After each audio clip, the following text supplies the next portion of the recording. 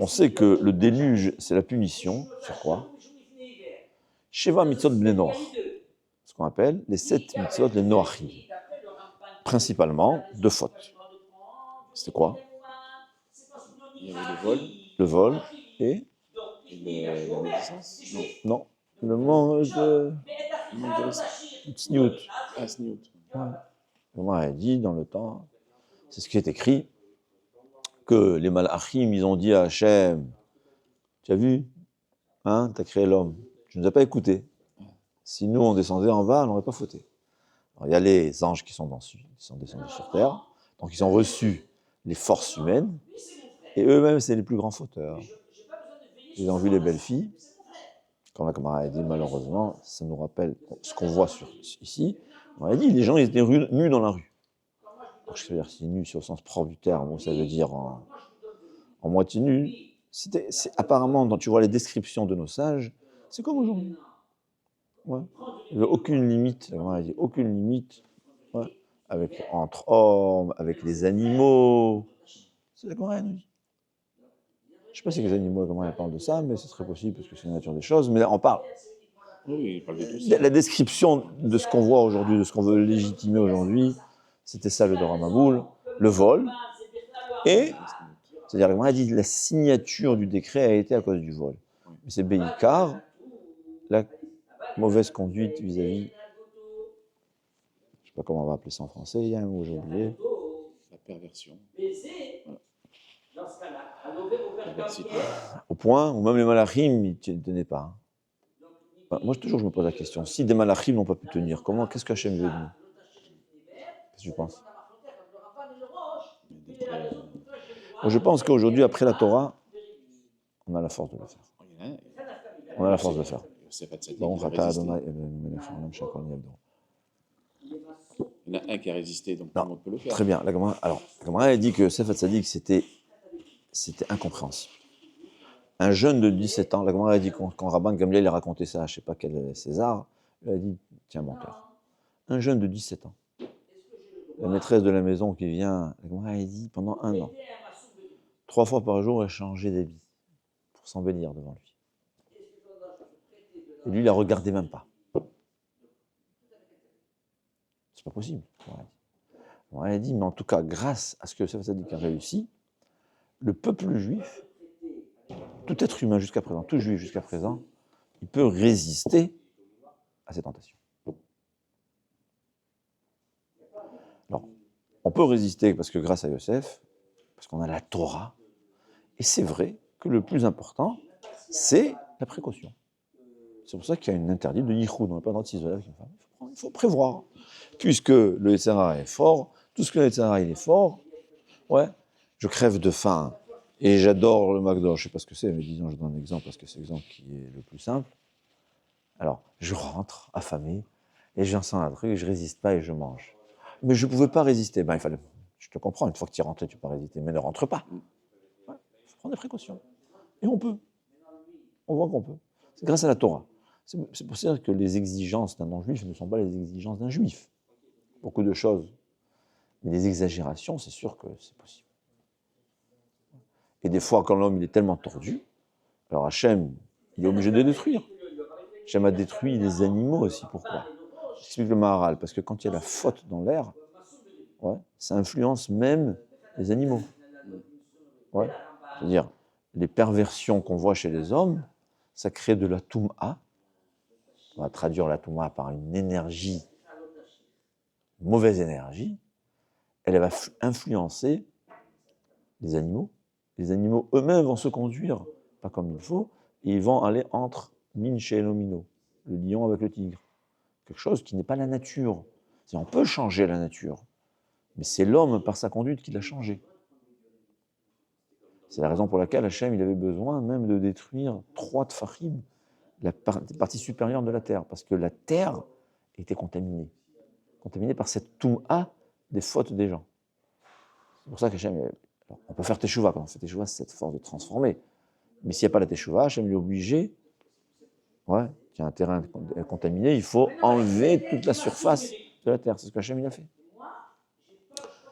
Il y a une question qui se pose. C'est quand que Hachem a ordonné les 7 mitzvot que les non-juifs ont. C'est-à-dire, quelles mitzvot ils ont fait? Ils ont transgressé, il y a 7 mitzvot, commencer, c'est mentir, voler, croyance en Hachem, Gilou Yarayot, la conduite.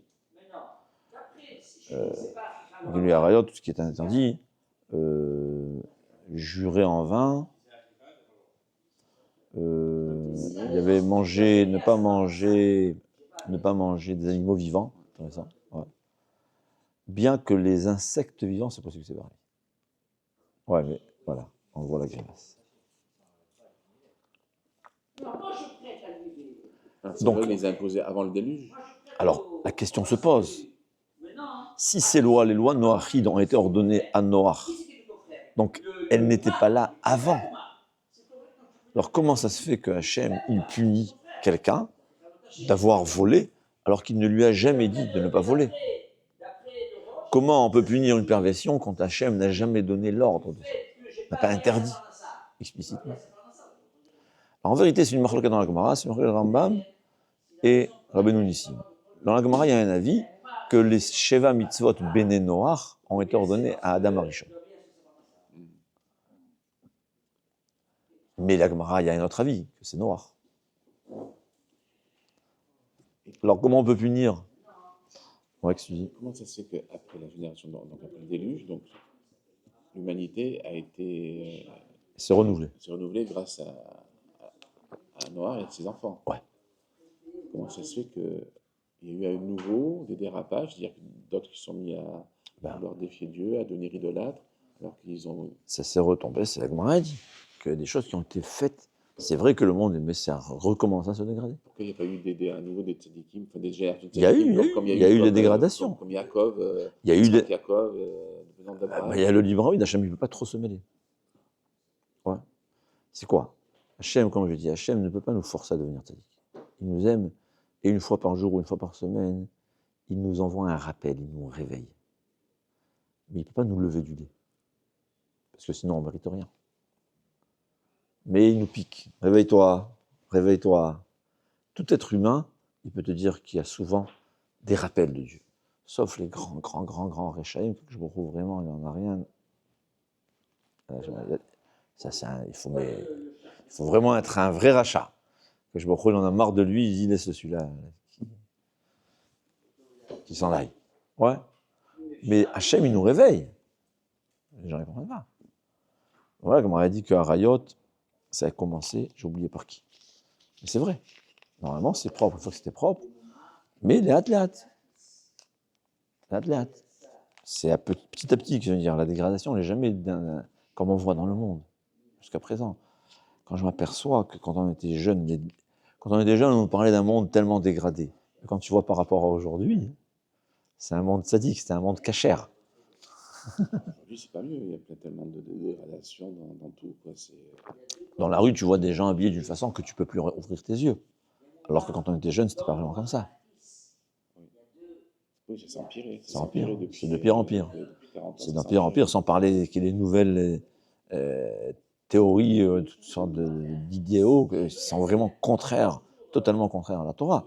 La Gemara dit que les non-juifs ont un mérite qu'ils gardent quand même la base minimum des mitzvot. C'est quoi? Que même quand ils sont entre hommes, ils ne se marient pas officiellement. Aujourd'hui, c'est autorisé. Donc ça veut dire que la Gemara n'a même pas vu. C'est pas, normalement c'est autorisé. Si tu dis que c'est pas autorisé, on te met en prison. Ouais. Donc, alors, c'est une dégradation. Qu'est-ce que Hachem va faire? Moi, je dis toujours que ça ne peut pas rester comme ça. Alors, ou le Mashiach vient, ou bien les gens ils font teshuva, ou bien si la carotte ne fonctionne pas, il y a le bâton qui marche. Alors, on prie à Hachem qu'il n'utilise pas de bâton. Et le bâton, c'est nous aussi qui aurons mal, hein. Faut croire. Mais c'est sûr qu'un monde ne peut pas continuer d'une façon pareille. Il peut exploser, ça veut dire. Ça va exploser, quoi. Alors que c'est pas possible de vivre. Mais, alors la question se pose. Ouais. La question se pose. Pourquoi Hachem est puni sur le vol alors qu'il n'a jamais dit de ne pas voler? Pourquoi Hachem est puni pour la perversion alors qu'Hachem n'a jamais dit ça? Dit Rav Nissim Gaon. ce qui est logique n'a pas besoin d'être dit. Ne pas voler, Hachem n'a pas donné l'ordre. Mais tout être humain peut comprendre qu'on ne doit pas voler. On peut comprendre. On peut comprendre qu'il y a une conduite que même les animaux n'ont pas. On doit se conduire convenablement. La Gemara a dit que Hachem haït ceux qui sont nus dans la rue. Nus, je ne pense pas que ça veut dire vraiment nu, mais disons que c'est nu. Ouais, celui qui est capable d'exhiber ses corps dans le public, en public. C'est écrit nulle part que c'est interdit. Pour un non-juif, c'est écrit nulle part. Non, mais Hachem, il haït ça. Hachem Menouval, il n'y a rien de plus bas, de plus dégradant que quelqu'un qui dévoile son corps en public. Mais où c'est écrit c'est interdit? Pourquoi Hachem il a dit? Hachem il a créé la nature. C'est Hachem nous a créé avec une neshama, une âme. Une âme qui est à l'image d'Hachem. Ce qu'on appelle chelek elokim mal, qui n'est pas dans le sens propre du terme, que c'est vraiment un profond, mais c'est à l'image d'Hachem. Cette âme, elle comprend des choses. Elle comprend que c'est pas bien de voler. Elle comprend que c'est pas bien de mentir. Elle comprend que c'est pas bien de tromper. Elle comprend que c'est pas bien de vivre sans limite. Elle comprend. Elle comprend que c'est pas bien d'être nu dans la rue. C'est une loi, on a fait des lois dans le temps. On n'avait pas besoin de l'expliquer. On ne peut pas expliquer pourquoi c'est interdit de voler. Parce que c'est pas pratique. C'est ça la raison. C'est ça la raison pour laquelle il ne faut pas voler. Pourquoi je ne dois pas mentir? Parce que c'est pas, pourquoi? C'est pas bien. Pourquoi c'est pas bien? Je ne sais pas, c'est pas bien. Je le ressens. D'où vient cette sensation? Ça vient de ma neshama. Ma neshama, elle comprend des choses. Et si ta neshama, elle comprend, c'est la vérité. C'est la volonté d'Hachem que tu te conduises de cette façon. Ouais. Toujours, je pense, c'est écrit nulle part, il n'y a aucune mitzvah pour un ben noir de respecter ses parents. Ouais. Aucune mitzvah, aucune obligation. Qu'est-ce que tu penses de quelqu'un qui ne respecte pas ses parents? Il va te dire, la Torah, il y a un goy, il suit les 7 mitzvot. Ouais. Un goy, il vient et te dit, je suis les 7 mitzvot, donc je ne respecte pas mes parents. Que tu vas lui dire? Boule. Mais Hachem n'a pas obligé des choses qui sont la base de l'humanité, le minimum humain, qui est d'être reconnaissant envers ses parents. Hachem, il n'a pas besoin de le dire. C'est pas la peine de le dire. Même en tant que la Torah, pourquoi on doit faire la tsniout? C'est écrit nulle part quand il faut être noir. C'est écrit que quand Hachem il voit des endroits pareils, il ne peut plus le voir, il ne peut pas supporter ça. Dans une synagogue, il y a un minyan, Hachem il est là. Il y a Rahman al-Litzan, quelqu'un qui vient sans tsniout, pas besoin de donner des dessins, et bien Hachem il se sauve. Je ne sais pas si on a le droit de dire Kaddish. On n'a pas le droit en face, Hachem n'est pas là. Mais où c'est écrit que c'est un sourd? Il n'y a pas besoin de dire que c'est un sourd. C'est basique. Kibbutz Avayim, c'est basique. Le Rama Mipano, il ramène 30 mitzvot blé noir. Ouais, 30. Mais il n'y a que 7. Parce que le reste, c'est le développement de ce que la logique nous dit. On n'a pas besoin d'ordre. Pourquoi Sodome et Gomorrhe ont été détruits? Pourquoi? Alors c'est vrai que le secondaire, c'était une conduite perverse, c'est vrai. Mais c'est secondaire. Comme on voit, c'est secondaire. Le Navi, il dit pourquoi? Parce qu'il n'aidait pas les pauvres. Il ne donnait pas à manger aux pauvres.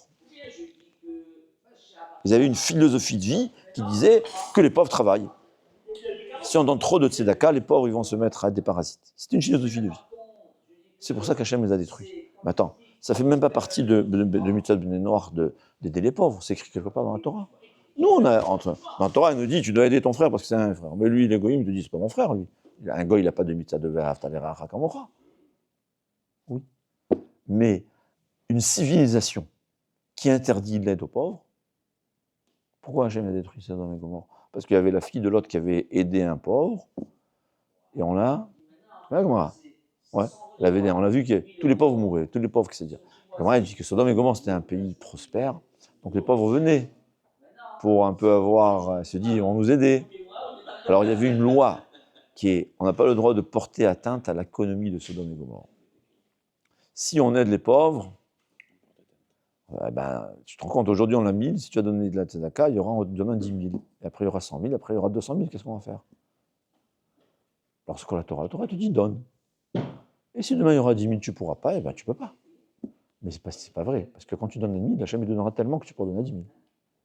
Mais même si tu t'imagines qu'en donnant 1000, Hachem ne te donnera pas, donne à 1000, le jour où tu n'auras pas, tu n'auras pas. Tu auras. Parce que tzedaka, ça attire la richesse, peu importe. Ils ont vu, il y avait, donc tous les morts mouraient en fin de compte, en fait. Personne, on leur donnait une pièce avec le nom dessus, chacun avait 200 billets son nom, mais les pauvres, les étrangers n'avaient pas le droit d'acheter à manger. Tu vois, on donne tzedaka, nous on est gentils, on n'est pas méchants. Hein. On donne tzedaka. Mais si les pauvres avaient le droit d'acheter à manger ici, ils vont s'installer ici, ils vont nous appauvrir. Donc, interdiction formelle de vendre à manger à des étrangers.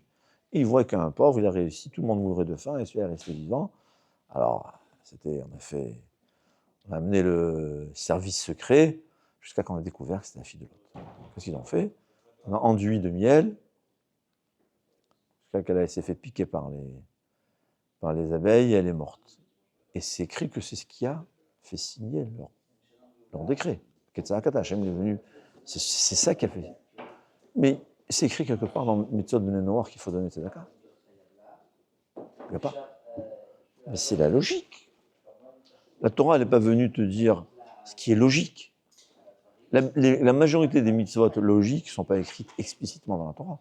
C'est écrit nulle part dans la Torah qu'on ne doit pas s'énerver. C'est pas écrit dans la Torah. Il n'y a aucune, ça ne fait pas partie des Tarek mitzvot. Et pourtant, la Torah, les Chachamim nous enseignent, Torah chez Baal Pé, que rien de pire que quelqu'un qui se met en colère, qui loue en veut d'Avodah Zarah.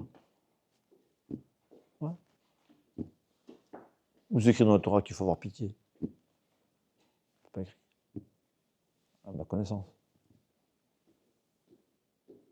Mais malheur s'il y a quelqu'un qui n'a pas de pitié, Hachem Erachem. Hachem ne peut pas supporter. Donc savoir que ce qui est logique est une obligation. Tellement obligé que si on l'a fauté, Hachem va punir. C'est ce qu'il faut savoir aussi, que toutes les mitzvot que Hachem nous donne, on ne mangeait pas cachère. Même un non-juif qui ne mange pas cachère, ça lui fait du mal spirituel. Sinon, il a le droit de se faire du mal. Il ne fait pas partie de son proche d'Hachem. C'est comme je dis, quelqu'un, je crois qu'un citoyen qui se drogue, on ne va pas le punir. Non, je crois que c'est la loi. Oui, mais si tu es policier, et s'il fait partie des troupes d'élite, il n'a même pas le droit de fumer. Cigarette, pas seulement ce qui est interdit. Mais ça ne veut pas dire que quand quelqu'un qui a le droit de fumer, ça ne va pas lui faire du mal. Ça lui fait du mal. C'est évident.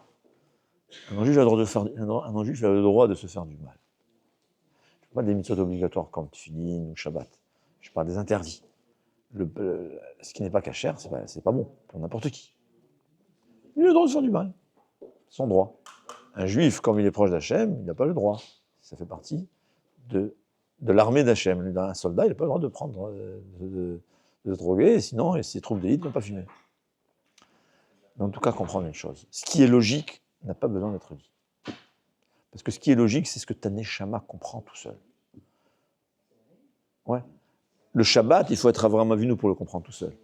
Mais ne pas voler, ne pas mentir, ou respecter ses parents, ou respecter notre personne, ou aider celui qui est en détresse, c'est pas quelque chose qu'on a besoin d'être Avraham Avinu pour comprendre. Notre petite neshama, toute petite, elle le comprend. Et on a une obligation de se conduire à la place.